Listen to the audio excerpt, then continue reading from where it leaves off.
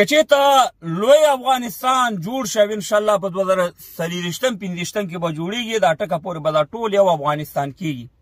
ځکه دا مقبوضه افغانستان دغه اشغال شوې خاوره چې زموږ نه پنجاب نیولې ده دا بېرته ترلاسه کېږي او یو پرمختګ افغانستان به جوړېږي خو په دې کې به پیدا د چا وي پیدا به د ښکته افغانانو پښتنو ډېره وي که د پورته افغانانو پښتنو په دې د خبرې کوم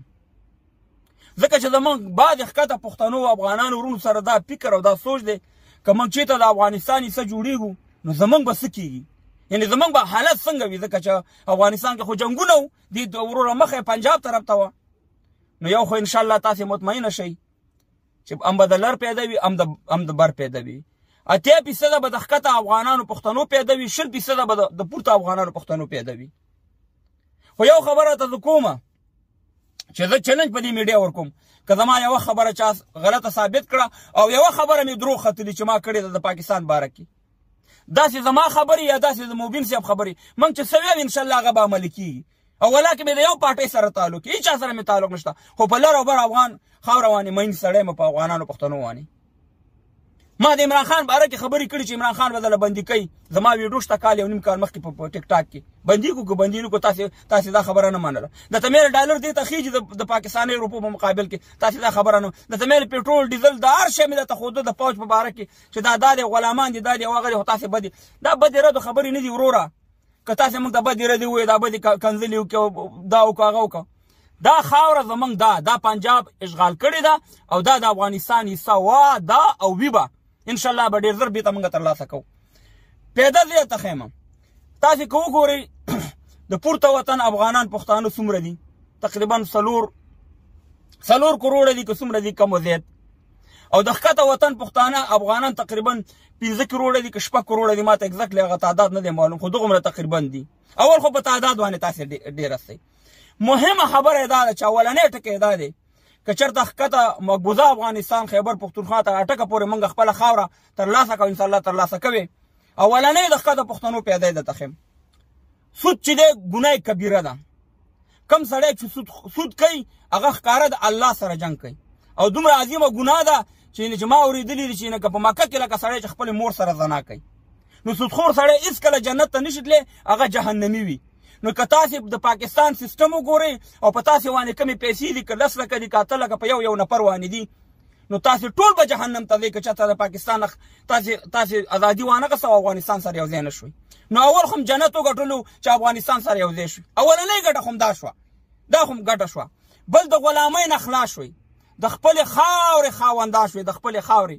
د خپل د پلار نیکه وطن سره یو ځای شوي بېرته چې موږ انګریزانو بیل کړي او موږ دغه لوبې موږ سره کړې وه بل دا دی چې تاسې د خپلې ژبې خاوندا شوئ په خپله ژبه به خبرې هم صحیح کوئ لیکل به هم صحیح کوئ کم قومونه چې په خپله ژبه په خپله لیکل نشي کولی هغه قومونه هېڅکله ترقي نشي کولی او پرمختګ نشي کولی دا امپاسیبل ده ناممکنه خبره ده دا شوه بل دا دی چې ستاسې تعداد ډېر دی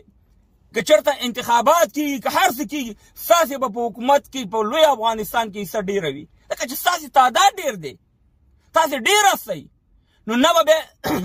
نه به بیا پنجاب ته ځئ نه به دوبۍ ته ځئ نه به سعودي ته ځئ نه به بل ته ځئ صاحب مهربانه دلته په خپله خاوره باندې په خپل مدنیاتو باندې مامورال صاحب مهربانه کنټرول وي برق دې وګوره ګیس دې وګوره نور مدنیات دې وګوره ځنګل دې وګوره ما دنیا لیدلې ده یعنې د ټولو نه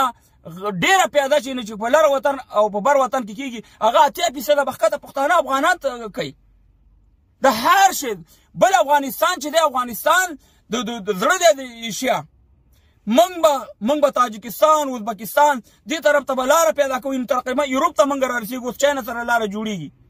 نو خبره دا ده چې موږ به صاحب مهربانه خپل کاروبار بزنس به کوو دا به د تجارت یو مرکز ګرځي او د ښکته پښتنو افغانانو کاروبار چې و په کابل باندې په افغانستان باندې و دا اوس وګوره تورخم بند څه حال دی دا اوس وګوره سپین بولدک بند څه حال دی نو خبره دا ده چې زیاته پیدا چې ده هغه به ښکته پښتنو افغانانو ته رسي ځکه ستاسې تعداد هم ډېر دی په حساب او تاسې چې دا کمې خبرې ته وکړې دغه ټول شیونه تاسې خلاصېږئ نو انشاءالله عزم به کوو چې لوی افغانستان به د خیره جوړېږي او 2023-25 دا آخري تاریخونه دي هر څومره که بد رز وکړئ دا کوم معنا نه ورکوي بل بل زما ګران افغانانو ښکته پښتنو ورونو ازادي چا ته په پلیټ کې نه ورکول کېږي دا قرباني غواړي قرباني به ورکوي انشاءالله قربانۍ ته افغانان پښتانه اوس تیار دي نو انشاءالله دغه ګران افغانستان چې لوی افغانستان جوړ شي په دې کې به د لرو برو افغانانو عزت محفوظ وي موږ به دې کې به بعضې خلک اختلاف هم لري په پورته وطن کې یا په ښکته وطن کې هغې ته مه ګورئ ځکه چې کله بنګلادیش د پاکستان نه جدا کېدو نو ډېرو بنګالیانو ویل چې زموږ به څه کېږي مګر هغه بنګلادیش وګوره نن د پاکستان نه بهتر دی که اکانمي وګورئ که هر شی وګورئ د پاکستان نه بهتر دی نو انشاءالله سودا مه کوئ تاسې زموږ ورونه هستئ هم به هم د خویندې میندې په عزت کې وي هم به هم ځوانان په عزت کې وي او انشاءالله دا پنجابی چې نن تا نه پوښتنه کوي چې ته پنجاب ته ځې چې ته ځان رجسټر کړه لکه د ویزې یو دغه دی انشاءالله دا به چې دلته راوړي دا به سه مهربانه بیا به ویزالي بیا به وایي چې یاره زه ځمه د افغانانو د احمدشاه ابدالي وطن ته نو هم به هم تاریخ جوړوي هم به هم ژبه جوړوي هم به هم اقتصاد جوړوي هم به د غلامۍ نه خلاصېږي د پنجاب د غلامۍ نه څه چې د امریکنیانو غلامان هم هستئ دوه رقمه غلامان تاسې هستئ نو د قرضونو نه هم خلاص شوي د سود نه هم خلاص شوي خپله ژبه هم لاسته راوړه خپله خاوره هم خپله کړه هر شی خپل کړو نو په د لوی افغانستان په یو ځای کېدلو کې ستاسې ګټه ډېره ده زموږ ګټه څه ده موږ ګټه دا ده چې موږ به د دې دهشتګرد ریاست نه خلاص شو چې همیشه زموږ په افغانستان باندې د جهادونو فتواګانې ورکوي افغانستان ته بمونه رالیږي زموږ وطن ورانوي نو اوس یو په امن فضا به وي یو بل سره به تګ راتګ وي او انشاءالله بیا به وګورئ چې موږ یو بل سره به مینه محبت وي انشاءالله او موږ به انشاءالله بیا د دنیا نه به خلک کاروبار ته راځي افغانانو پښتنو ورونو تاریخ مطالعه کوي څو کاله مخکې تقریبا 100 کاله کې 19 کاله مخکې د دنیا ټاپ 10 اکانمي چې وي دغه حتی کې زموږ ستاسې په ګران افغانستان او په دې په ښکته وطن مقبوضه افغانستان کې نو ورخطا کېږئ ما انشاءالله دا زموږ ستاسې په ګټه ده او پنجاب تا ته هېڅکله نه ازادي درکوي نه خپلواکي درکوي دا جوړ شوی د دې لپاره دی دا پاکستان ریاست چې دا پښتانه ذلیله کړي پښتانو نه غلامان جوړ کړي خپله ژبه ترې والي خپل تاریخ ترې والي انشاءالله خپله ژبه هم بېرته راګرځوئ تاریخ هم موجود دی د پلار نیکه وطن هم موجود دی دې باندې هېڅ تشویش مه کوئ چې تاسې به دغه شی یاره تاسې به تاوان وکړئ تاوان نشته ګټه د ټولو ده زیاته ګټه چې ده هغه د ښکته افغانانو پښتنو ده او انشاءالله د ګران لوی افغانستان په هیله چې په 2023 کې به انشاءالله اتړونه کوو او انشاءالله خنداګانې به وي خوشحالانې به وي او مټۍ به تقسیمو چې لوی افغانستان بېرته د احمدشاه ابدالي وطن بېرته جوړ شو زنده باد افغانستان زنده باد ټول افغانان پښتانه انشاءالله ازادي به اخلو د پنجاب نه او یو لوی افغانستان یو پرمختګي افغانستان به جوړو چې انشاءالله دوبۍ او سنګاپور به انشاءالله په دغه زکات کې به هم نه وي داسې به انشاءالله دا ګران افغانستان جوړېږي ځکه موږ یوروپ ته لاره پیدا کوو تاجکستان ازبکستان او دې ملکونو ته ټرینونه به وي ریلګاډي به وي څه مهربانه کوچونه به وي هوایي میدانونه به وي خوشحالانې به وي انشاءالله د احمدشاه ابدالي به وي او زموږ خپل تاریخ به وي نه به جناوي او نه به اقبال وي د اقبال په دې به مهربانه خوشحال خان خټک وي شاعر او د قائد اعظم په دې باندې به احمدشاه ابدالي او نور اتلان وي او په دې اټک پول باندې به انشاءالله تړونه کوو زنده باد ټول افغانان